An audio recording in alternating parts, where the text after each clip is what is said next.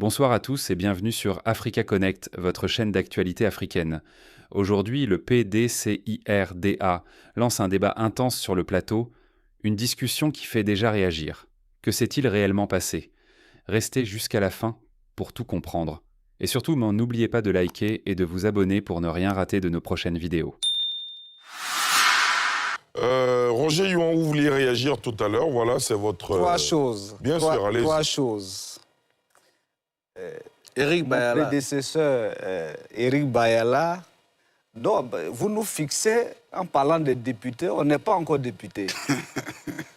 Non, je ne peux Peut-être pas... à partir du 27, Dieu me fera la grâce d'être élu. Bon, ce qu'il plaise au Seigneur... Alors, trois choses. La première, non, je ne fais pas de confusion.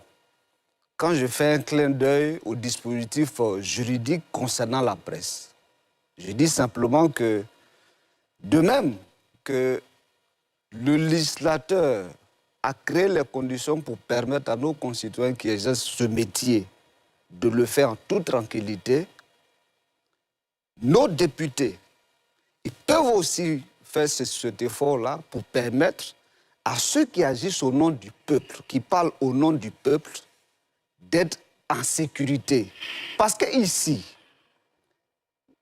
on s'est accroché à l'élément de Franklin Délit aujourd'hui.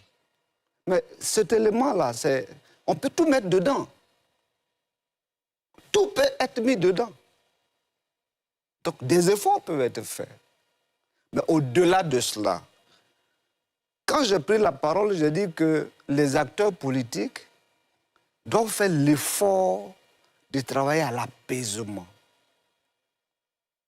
Nous sortons d'une élection présidentielle très difficile.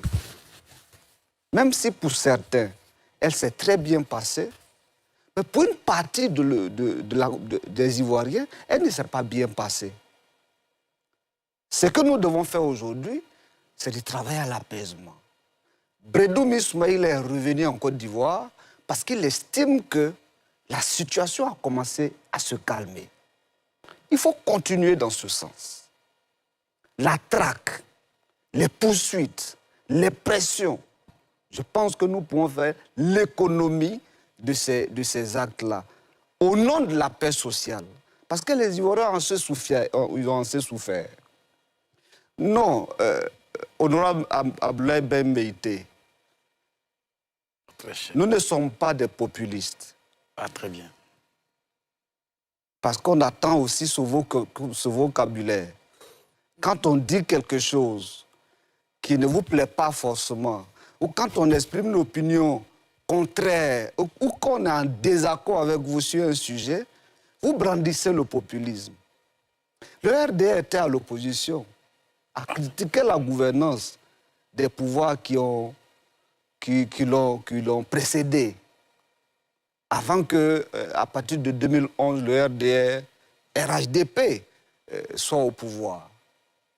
Est-ce que toutes les dénonciations, toutes les critiques formulées sur la gouvernance des pouvoirs passés, est-ce qu'on vous a traité de populiste? Je ne le crois pas. Dire que telle chose n'est pas bien faite et qu'on peut l'améliorer en faisant ceci ou en faisant cela, ce n'est pas du populisme. Mais nous, on aurait pu aussi vous traiter de populophobes. Parce que dans la gouvernance, il y a des actes qui sont posés, qui sont contraires à la volonté populaire ou qui sont contre les intérêts des populations. On aurait pu vous traiter de populophobes.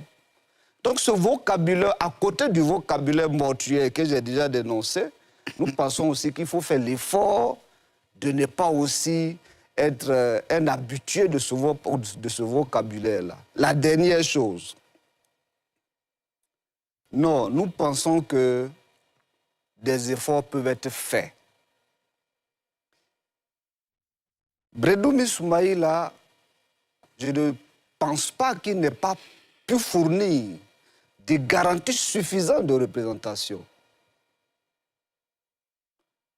Dans l'expression de solidarité parlementaire que vous avez exprimée tout à l'heure, Compassion. de compassion, nous voulons compter sur vous, compter sur le groupe parlementaire HDP, pour que, en accord avec vos autres frères du PPACI et du PDCI-RDA pour que le plaidoyer soit fait afin que le citoyen Bredoumi Soumaïla retrouve d'abord sa famille. La procédure peut se faire. Mais il faut permettre aujourd'hui d'aller à l'apaisement. ADCI est un mouvement jeune qui veut vraiment faire la politique autrement. Nous ne voulons plus que ce pays soit embrasé, nous ne voulons plus de conflits. Il est possible d'exercer l'action politique dans le respect de la vie et dans le respect de l'autre. C'est cela notre position. Très bien. Allez, Merci beaucoup. juste, Rapidement, allez-y. rapidement. Alors, j'ai dit toujours que vous faites les confusions. Vous savez, le principe, ça c'est légal. Le principe, c'est la liberté. La détention n'est qu'une exception. Il faut le savoir. Le juge ne met en œuvre sa mesure de détention que pour des raisons objectives.